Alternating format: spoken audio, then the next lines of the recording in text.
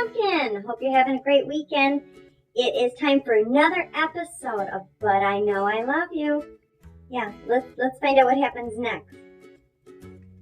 It's exciting. At least we know everybody survives because they're all here to tell about it and write a book. Yeah, okay. Let's find out what happens. Okay, see you at the end.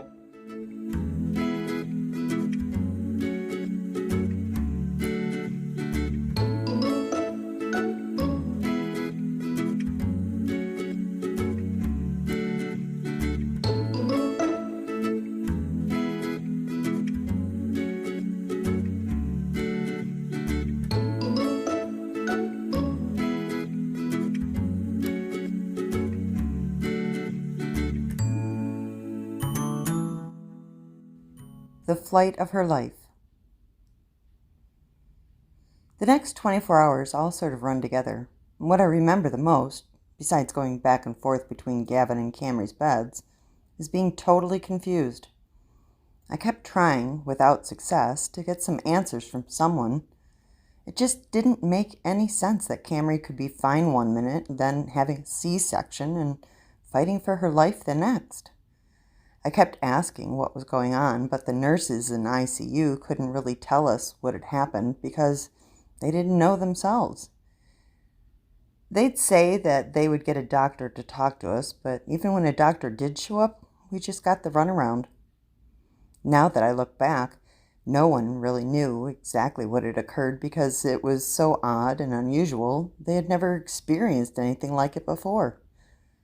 Not that understanding that made it any easier at the time. After a couple of hours, during which time I made several trips between the NICU to see Gavin and ICU to see Camre, I was finally told that Camre had a grand mal seizure. The doctor explained that they had to do an immediate C-section to save both her and Gavin's lives. They thought she may have had a stroke because of the seizure, but they really didn't know for sure.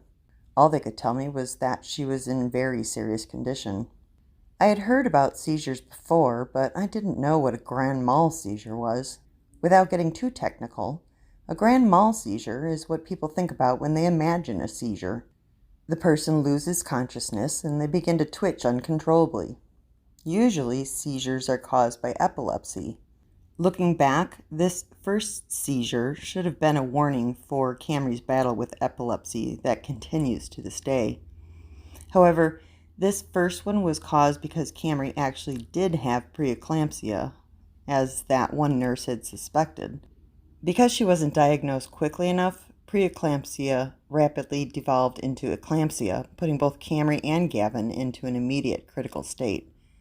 The doctors were worried that her soaring blood pressure and seizures were cutting off oxygen to the baby, so she was raced to surgery in order to save his life and hers. It wasn't until several days later that we learned that during the C-section, Camre herself had suffered a 5 to 8 minute loss of oxygen to her own brain. I still don't know exactly what happened during those few hours, but piecing the events together, I think that because her throat was so swollen, it took longer than it should to intubate her when they were putting her under for the C-section. The resulting lack of oxygen caused a stroke, which caused bleeding in her brain, which caused her catastrophic memory loss. Sometimes people ask me why they didn't do a tracheotomy when it became apparent she wasn't breathing. I know they almost did one, but I'm told they had decided that it would have just added to the risk of her death. At this point, it really doesn't matter. What happened, happened. We can't undo the past. When we were right in the middle of it all, I had so many emotions it was difficult to remember exactly what I was feeling. I never knew it was possible to be over the moon happy and completely devastated at the same time, but that's how I felt. I was so sad seeing Camre in that hospital bed, but I was also excited and happy about Gavin. I was relieved that Camre was still alive. I was worried about what was going to happen to her. I was thrilled to be a dad, but I was anxious about how I could take care of an infant. I bounced from one feeling to the next. All afternoon, I kept going back and forth between Camre and Gavin.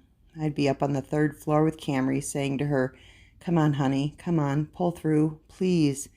Please, I hope you're okay." Then I'd go down to the NICU and talk to Gavin. "Hey, buddy, how you doing? Daddy loves you. Everything's going to be okay. I'm here for you." In between, I'd be praying, "God help me, help my family." My dad, my sister, my brother, my sister-in-law all came by to see Gavin, as well as some of Camre's relatives, but nobody could be in the ICU but me and Camre's parents. About 10 p.m., everyone else went home, but I needed to be with Camre. I pulled a very uncomfortable chair up to her bedside. The nurses gave me a blanket, and I just stayed there holding her hand, talking to her. "Hey, you just gave birth to the most beautiful little baby boy in the world. Wait till you see him. You're going to be so proud." At one point, I sort of started talking to myself as well, just going over everything that had happened. I can remember saying, "Everything is going to be all right," over and over. That's become our family saying. No matter what happens, we just tell each other, everything's going to be all right. You have to believe it, and I really do. I really do believe that no matter what happens, it's going to be all right. All night long, Camre was completely sedated and unconscious. She didn't know that I was there, but it didn't matter. I needed to be there with her in case she woke up. I needed to be there because I still was feeling guilty about not being with her when she had the seizure and when Gavin was born. After a very long night with thousands of interruptions and very little sleep, morning finally came and the doctors started to make their early rounds. Camre had several doctors on her case. Finally, one of them told me that they were going to decide about removing the tubes in the next couple of hours. Once that happened, they would then be able to evaluate what else might be going on. The nurses assured me that she was stable enough for me to get some breakfast and visit Gavin. I did both, then returned to the ICU to sit by her side and think about life and how much ours had changed in just a few hours. I kept waiting to see if they were going to remove the tubes, but eventually I was told that the doctors wanted to wait another day. They wanted to make sure she was going to be able to breathe on her own before they took her off the oxygen and lightened up the sedation. I spent the rest of the day going back and forth between Camre and Gavin. Unless you've spent time waiting in a hospital, you don't know how surreal it is. You keep waiting for someone to tell you something. You're exhausted and worried, but you are on high alert at the same time. I think the best way to describe how I was feeling was anxious. I was anxious about Camre. I was anxious about Gavin. I was anxious about my work. I was anxious about what was going to happen. If I could have paced, I would have, but the only thing I could do was sit by Camre's side and hold her hand. I kept thinking about how just a couple of days before, everything seemed to be on track for a normal delivery. Now, instead of us becoming a family, Camre was fighting for her life, and I was facing the very real possibility of having to take care of an infant by myself. One thing I'll never understand about hospitals is why it takes so long to make a decision, but finally, in the wee hours of the morning, they decide to pull the tubes. Camre's mom was with me, and they sent us out of the room while they did the procedure. I'm actually glad I wasn't there, because it was hard enough seeing her lying there without having to watch them do whatever they did. They let us back in the room, and we began waiting again. That was a hard time. The sedation gradually wore off, and Camre began to drift in and out of consciousness. It became clear that something was seriously wrong when she opened her eyes but didn't recognize us.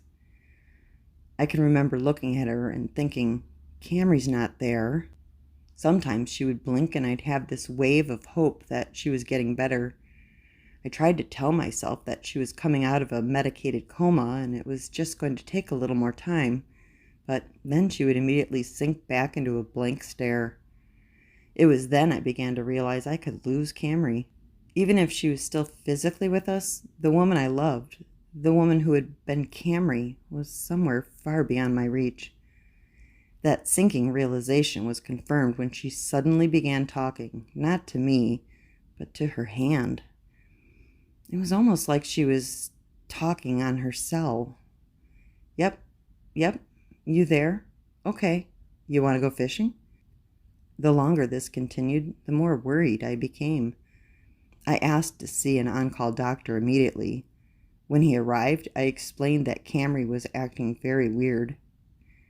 He examined her and then sent a psychiatrist to evaluate her since he thought she might be suffering from postpartum psychosis.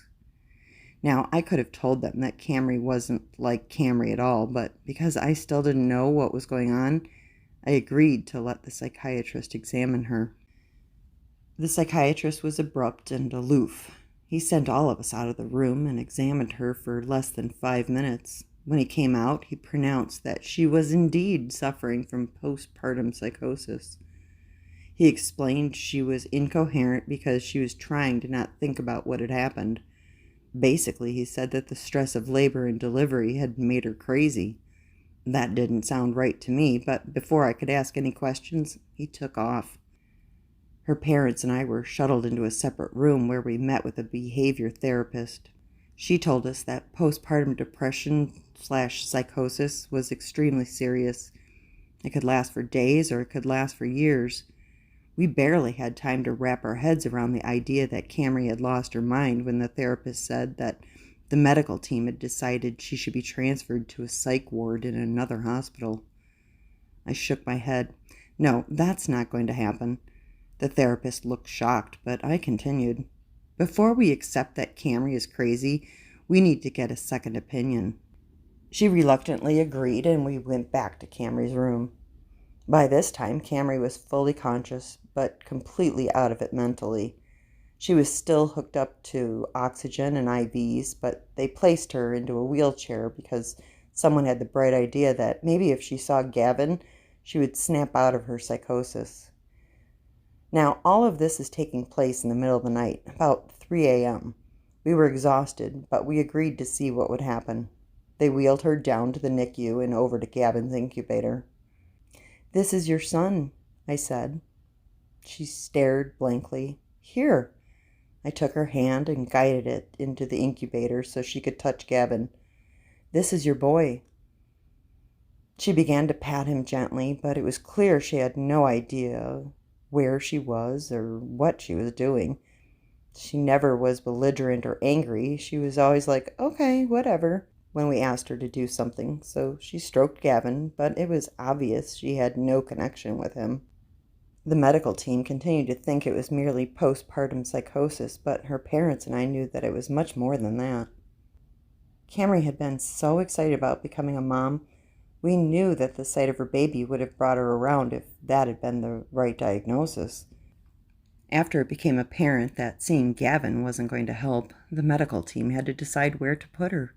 Because they thought she was crazy rather than severely ill, they decided to take her to labor and delivery and treat her like a new mom.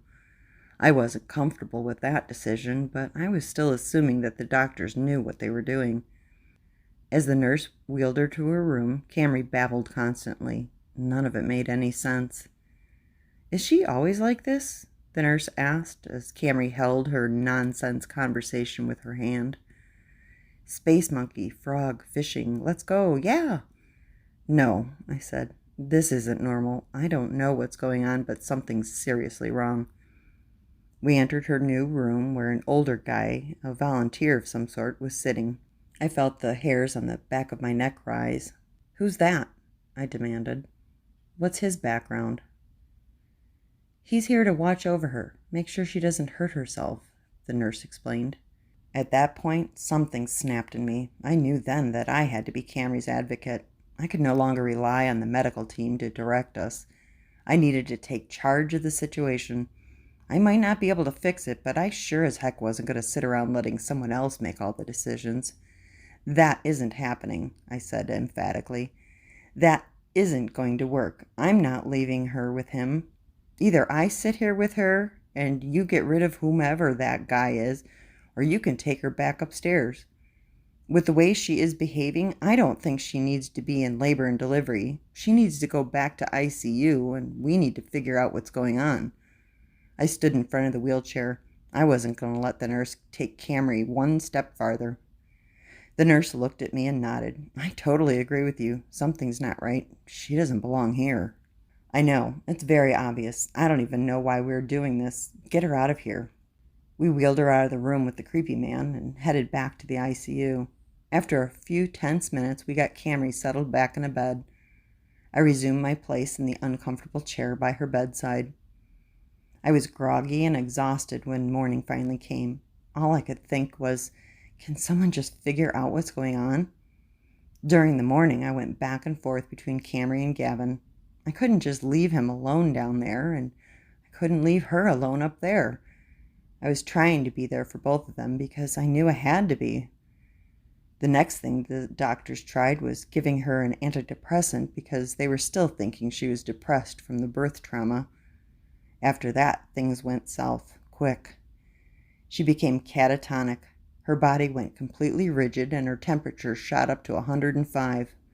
Now, a temperature of 105 is really serious. If she hadn't already had brain damage, she could have had more when the temperature got that high. At that point, I had more than enough.